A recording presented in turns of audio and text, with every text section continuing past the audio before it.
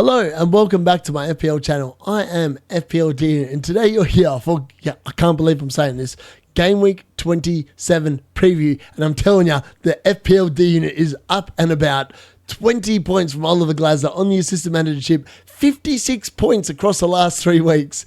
That shot me inside the top 10k as we speak, as of this recording.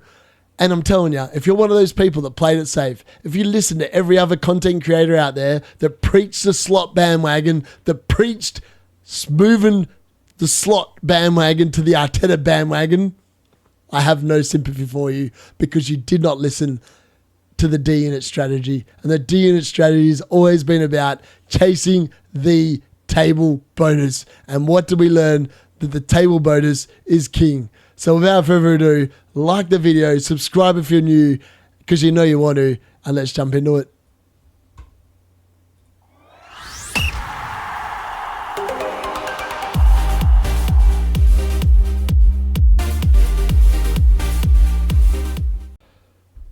So this is Game Week 26 current notes. Like, honestly, Oliver Glasner last night. If anyone missed the stream, go back and watch your reaction stream last night because, my God, it is beautiful. It's a beautiful sight to behold when your team comes in.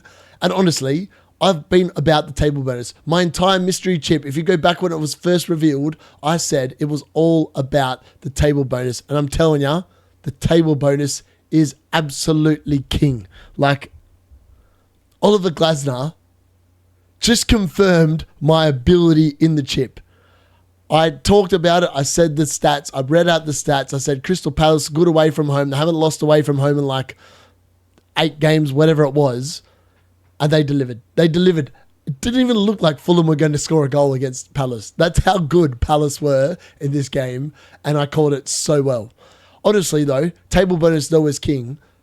Bournemouth obviously lost to Wolves. Wolves with Pereira. Again, that's the second time in 3 weeks that Pereira has got table bonus with a win. 2 times in the last 3 weeks. Wolves are definitely enjoying some sort of new manager bounce.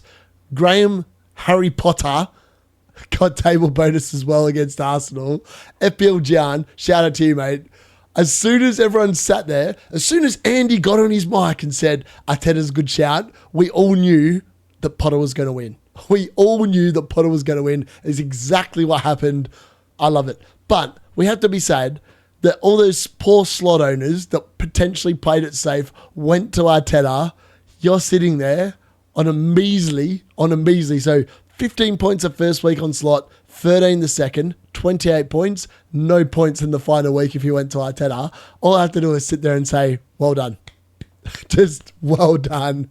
If you went that way, I have no sympathy for you. You should reap what you sow. I love the assistant manager chip. What a great chip. FPL, all you have to do next season, make sure that if you get a red card, yellow card, it detracts points from your total from what your assistant manager makes, and I'm happy with the chip. And also, potentially, if you want to make it a bit more fun, make it so you have to play it before game week 10. That would definitely heat things up to start the FPL season. And I think that's the only way they can make the chip better. I hope it stays. I really love the assistant manager chip. 56 points is what I'm talking about, baby. And we're on. Like that's all I have to say. Assistant manager is king. You got to get involved. If you're not involved now, you probably need to look at yourself and go, I stuffed it up. On to the second point. João Pedro has risen from the ashes. No one predicted that Danny Welbeck was not going to make the starting lineup. João Pedro returns with a massive double-figure haul. Unfortunately, most people probably benched him, or they've already sold him. Like, not many people actively enjoyed these points, but he's returned. He probably now stays in the team now after that return. It's definitely something to keep in mind of. It was good. I'm not going to lie, Southampton were bad. Brighton were brilliant. They made up for that 1-1 draw earlier in the season. They absolutely spanked Southampton here. Yeah. Also, Cunha just can't stop scoring. He scores against Bournemouth. He scores against Liverpool. He scores against Aston Villa. What a man. It's brilliant. Actually, it's actually brilliant how good this man is. I can't get over how good this man is. He's so good. And honestly, if Wissa hadn't scored for Brentford this week, Cunha would be in my team this week. That would be my transfer. And we'll talk about my transfers later on. But, yeah. Just Cunha's been brilliant. Like, there's no denying. Everyone's going to be jumping on him. His ownership's going to go from, like, whatever it was, under 10%. It's going to be about 20% by the time game week 27 starts. 100%. Unlucky benchings. I want to talk about that. So my reasoning on the deadline stream was benching Bruno instead of Cole Palmer, and I got it wrong. I honestly, if you go back and watch the reaction stream, I was watching the free kick and I said, Bruno Fernandes never scores free kicks.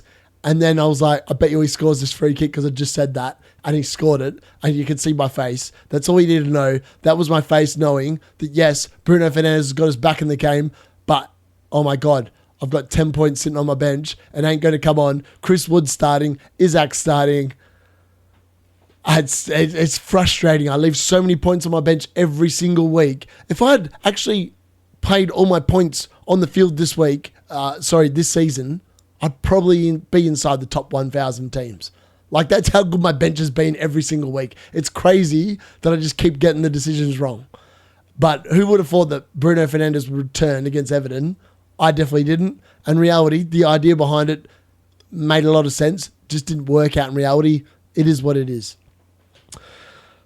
Bournemouth. Well, that's the second week in a row I would say they've disappointed me. So they conceded that late goal against Southampton, which meaning Kirkes blanked in game week 25. And game week 26, I don't know what Zabarani was doing. Zabarani, whatever you want to call his name is. But that is a bad tackle. What are you doing there? As soon as I saw that goal, I was like, my Bournemouth fast is going to blank. I was like, Wolves are on for the table bonus, 100%. Like, I don't think Bournemouth are that good. And I think Bournemouth just showed that, yes, they're a good team. They play really well against the good teams. But against the teams lower down the table, they do definitely struggle. And we saw that. And Wolves took advantage. And everyone that blanked. I actually versed someone in a head-to-head league this week that had triple Bournemouth midfielders.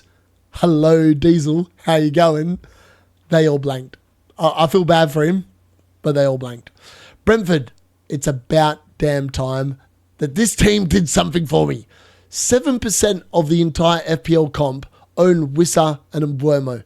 I'm one of that 7%. And finally it came in.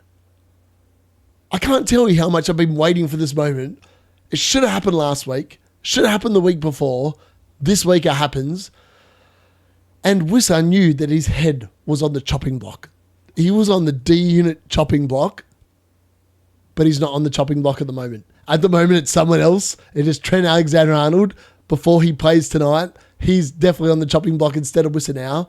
The fact that Wissa is pretty much up against Cunha and a lot of teams, or Watkins or whatever, he outscored everyone except Cunha, which is disappointing, right? Also, Bruno Fernandes outscored Wissa, which is also kind of disappointing. But it is what it is. I'll take it. The Brentford boys combined for 22 points for the D Units team. I can't complain too much, right? I can't complain too much. Man United scrounge a draw, and Spurs, they got a big win. Like, are you kidding me? Did I just say that in the right sentence? Man United actually drew a game of football. They got 1 point instead of none, which is a miracle in and of itself. And Spurs actually had a good win. Like 4-1 against Ipswich. They won by 3 goals. Johnson with a double. Everyone sold him. He's out down to like 1.3, 1.4% ownership now. No one's got him. No one can trust Spurs. Son had a really good game, but no one owns him as well. And Spurs did what I thought they would. Like, sometimes Spurs have a really good day. They really, really big. And then other days they have a really bad game and they lose really big. Is the title race over? I'm not 100% sure, but it definitely looks like it could be. It pains me to say it. I just can't see Liverpool losing from here. The best chance we've got is Nottingham Forest winning the league. And the reason why I say that is because at least Nottingham Forest have someone that can score a goal. Like, they have someone that can score an actual goal. That is what Arsenal are lacking. They've got no tooth up front. Without Saka, without Havertz, you might as well put a line through their name. They are no good. They're not winning the league without attack. Emery did exactly as I predicted. I said he would blank. The fixtures are no good for Arsenal. He's not a good pick. Yes, he was 4.5 million. Whoop, whoop. 4.6 million now. You're wasting your money there. You might as well go for Tyler Dibbling. You got more chance of a return. I'm going to just go to call it straight off the bat. But it does have a knock-on effect. Like Liverpool now, if they get a win tonight against City, they pretty much go 10 points clear. They could definitely rest players against Southampton in game week 28. This is a problem. Like, this is a massive problem. We may see Mo Salah being benched in games before the Champions League because Liverpool can afford to do it. Like, this is a massive problem for our teams.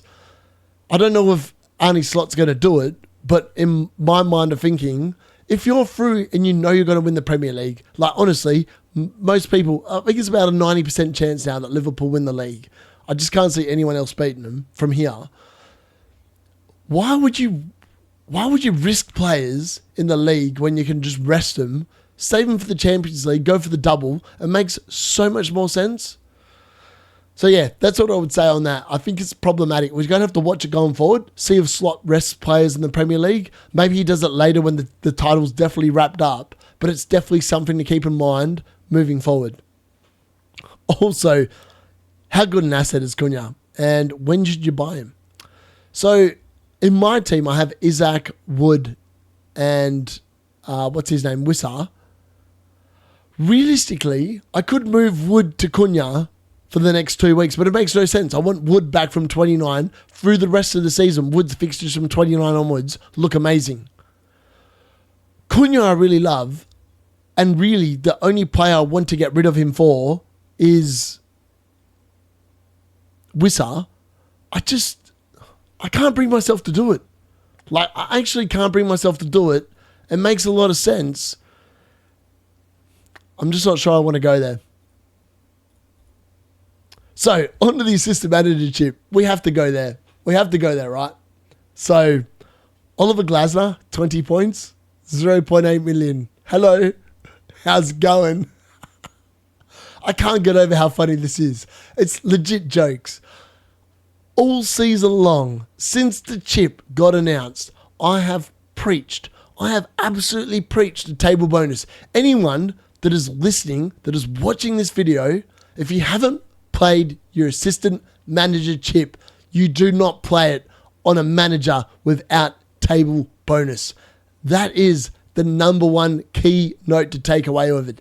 People, Andy from Let's Talk FPL, Raptor, probably Harry, all these other content creators are basically saying, play it on Eddie Howe, game week 32, 33, you get a double-double, Newcastle are good. No, they're not. They've got exactly the same kind of fixtures as Liverpool's got from game week 24 to 25. We saw what happened. Liverpool only won 2 games out of 4.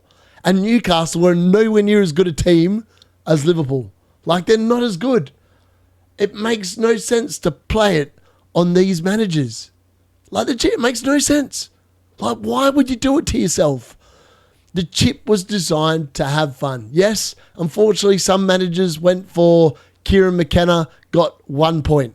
Some people went for Ruud van Nistelrooy, got 0 points. But if you look at the fixtures, if you intrinsically analyse the stats, you would know that Oliver Glasner was a really good shout against versus like Mikel Arteta this weekend. Like, even if you looked at West Ham versus Arsenal in isolation, you would know that you would not move the chip to Mikel Arteta. Like, there's no table bonus on offer. Why would you go there? All it takes is a draw, a loss, and you're getting no points. You got 0 points off Mikel Arteta for 1.5 million. 1.5 million, you got 0 points. 0. Nada. But if you spent up 0.8 million and you went for an Oliver Glasner, you went for a Pereira for Wolves, you went for a Potter for West Ham, guess what? You made 18 points at a minimum. I don't get it. I really do not get it. Why would you not chase the table bonus? Honestly, if you want to clip anything up in life, clip up the table bonus. Table bonus is king. The unit said it first. Ignore every other content creator out there. They play it safe. They play it wrong. They don't get it right. Oliver Glasner, table bonus is king. That's all you need to know.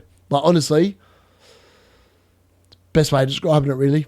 Table bonus is king. Hello, Mikel Arteta owners. You're about the same as slot owners. So, Bryan Mbuemo, we have to talk about this man. Everyone owned him for this game, pretty much. This game. It was one of them weird games, to be fair. Like, Bryan Mbuemo is a great player. He hadn't done much the last 3 weeks, like, give or take. And then he's the biggest flat track bully you will ever meet in your life. When he plays the crap teams, he dines in. 0.9 expected goal involvement. He gets a goal, he gets an assist, he gets 3 bonus, he gets 14 points, and he gets a clean sheet. What more is there to say? Like, the Brentford boys finally repaid my faith. The fact that I've had Wissa and Mbuemo the last 3 weeks now, and they haven't combined for any returns until this week, has killed my rank. This week, it's sent my rank massive green arrow. Oliver Glasner combined with Bryan Mbuemo, combined with Wissa, even with Bruno Fernandes 10 points on the bench, I'm on a massive green arrow. I'm going to be inside most likely the top 10,000 teams after this game week, which in reality does feel pretty damn good. Feels pretty damn good, right? You can't get too mad about that. That's for sure. So, my transfer plans for game week 27. This is controversial. I haven't seen the Alexander-Arnold Liverpool game against Man City tonight. This is being recorded before that game. But when you look at Wolves and the form that they're showing, Ait Nouri on the back of 6 points this game week. Wolves, obviously, that's the second time in 3 weeks he's kept a clean sheet as well. FYI, they kept a clean sheet against Villa. They obviously conceded twice against Liverpool. Kept a clean sheet this weekend against Bournemouth. Their run of fixtures, Fulham at home, Everton at home, Southampton away, looks pretty good on paper, right? Like, for a defensive respect. We look at Trent. He got Newcastle at home, ideally, without seeing tonight's result. That doesn't scream points to me. And then they've got Southampton at home, and they're in the Champions League, either side of PSG. They've got the Carabao Cup final. I swear that Trent's going to get benched for this game, which makes him not a good asset. And I want to sell him before game week 29 anyway. 7.4 million for a defender is a waste of money. This season we've seen it's not worth spending up money on your defense. It makes literally 0 sense at all. It just makes no sense. So for me, if I can sell him at 7.3, buy in Ait Nouri for 4.7, that's already given me an extra 2.6 million in my bank on top of the 1.2 I've got. That's 3.8 million in my bank then. I can either then bring Phil Foden back into my team for like a Kluivert, or I could potentially look for a Mamouche. I could look for a Haaland up front prior to game week 29. It makes so much more sense. It's such a good transfer, and that's what I'm looking at moving forward. I just think it makes so much sense. Like, honestly, it just doesn't make any sense to me why anyone would like try and hold on to Trent from here. So, on to my team this week. Obviously, this is the team. I'm currently on 48 points. It's looking pretty good. Obviously, I made the one transfer. I obviously got rid of Unai Emery. Unai Emery, by the way, won. He ended up with 8 points, scored 2 goals, came from behind, and got the 6 points for the win. So it was definitely worth moving him. I made 12 points out of that transfer, right? I got 20 points instead of 8. It made so much sense wasting a transfer on that. I'm on 48 points for the week. I'm up to 9,764. That's in from 17,330, whatever it was. Currently, the team's doing super well. And like today, I don't expect my rank to go down. I've got Wood, Isaac, Mo Salah captain, Trent, Becker to play. That's 5 players with my captain. I'm looking pretty good. In theory, I think that if my players come in, if somehow Liverpool get a clean sheet, I'm on here. I'm going to have a massive green arrow. Hopefully Wood and Isaac both score as well. I'll be looking really pretty. And the team looks really good. Like, even with Bruno Fernandes 10 points on the bench, I can't even be mad. I legit cannot be mad It's such a green arrow. I'm just going to quickly show what this looks like in Fantasy Football Hub as well. So there, as you can see, I'm up 7,227 points. That's because the game's just kicked off between Wood's just gone up to 4 points and Isaac's gone up to 4 points. I don't know what the hell's going on there. My rank's changed a little bit there, as you can see. It is obviously heavily influenced, probably because of the fact that there's been clean sheets at the moment. So that means that people in the defence are probably on track for 6 points. I don't know. Hall's on track for 4 points. Blinkovic on track for 4 points. FPL Fantasy Football Hub's losing the plot because I'm recording this during the first half of the Newcastle Forest game and there hasn't been a goal yet. Everyone's on 4 points, completely stuffing it up. But I'm on track for a massive green arrow. Considering I started at 17,000, a big green arrow is literally halving your rank, right? Like, that's literally what I'm on track for this week. Oliver Glasner has just been huge. Like, I can't get over how good this man has been. So, as I said, getting rid of Trent, getting rid of Becker are the plays moving forward. Like, that is what I want to do moving forward. What it looks like, I'm not sure, but that's... Honestly, Bruno's going to come into my team. So if we're going to like pick team early on doors here for like next week, Becker's going to start at home in Newcastle. Trent is going to be moved out, most likely, in that Ait Nouri transfer. Robinson probably starts against Wolves away. I'm not overly keen on that.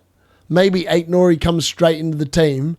Brighton Hove, Albion away for Kirkes. Doesn't look too bad. On the bench, I've obviously got Hall against Liverpool. He's not playing. And Milinkovic against Arsenal.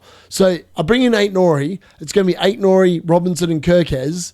In the midfield forward line, realistically, Palmer's definitely going to return against Southampton. If he doesn't, everyone's going to be literally selling him in the masses 100%. I don't know who gets benched. It's probably Wood against Arsenal, right? Wood against Arsenal at home or Isaac against Liverpool away are the two players I'm most likely to bench for Bruno Fernandes. Like, Bruno Fernandes probably definitely starts. Depending on what happens in the game tonight, if Wood scores tonight and Isaac doesn't, potentially it's going to be Wood that starts and potentially Isaac that doesn't. I just think that realistically, at the moment, I'm not sure why it's not coming up with the option to swap players. Oh, there we go, switch. That's what I'm likely to look at this week. Early doors for game week 27.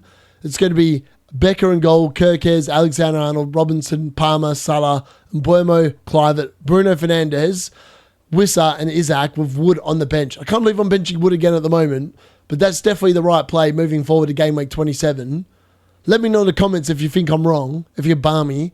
Would you get rid of Trent? I think getting rid of Trent makes the most sense to me. Like, a lot of people probably say, oh, why don't you get rid of Hall? I've got lots of value tied up in Hall, whereas Trent, I haven't got that much value. Like, I can literally sell Trent for a profit. I bought him at 7.2. He's currently worth 7.4. I could sell him for 7.3. I get 0.1. I could spend it on someone that literally will do the exact same thing as him, probably moving forward. Defenders are just overrated this season. Like, so many defenders every week are not keeping clean sheets. Like, even the Arsenal defence we thought were going to be brilliant against West Ham, conceded, lost the game, they all blanked. Like, it doesn't make any sense to spend up money on the defence. So for me, that's definitely where I'm going, where I'm looking to go as well. I just think it makes so much sense moving forward. Let me know in the comments if I've got it wrong and what kind of moves you want to make. Obviously, Alisson Becker as well. Like, Alisson Becker I need to get rid of. I'm going to keep him for the Southampton game because I believe that he won't get rested for that, right? He's a goalkeeper. Doesn't need to be resting from the goals. I mean, I'd be shocked if they played Kelleher for that game instead of Alisson. But who am I going to move him to? Like, that's what I'm looking at. Like, when I look at Alisson, I really want to move him prior to game week 29. And in that case, let's have a look at the goalkeepers. Either I sell Fabianski for Areola, or I move Alisson to sells. Or I just move Fabianski to sells and then swap it out when I'm on wildcard in game week 30. Like, that is the plan. Like, in theory, I could get rid of either of these blokes. I can still afford sells. If I get rid of Becker, bring in sells for game week 29, I get the Ipswich at home fixture, which looks amazing, right? Like, Ipswich away. I thought it was Ipswich at home. Ipswich away, still pretty good, I reckon, for Forest. They're a strong chance of keeping a clean sheet. And then from then on, through to the end of the season, like Nottingham Forest fixtures are actually really good. Like it makes so much sense, right? To just play that.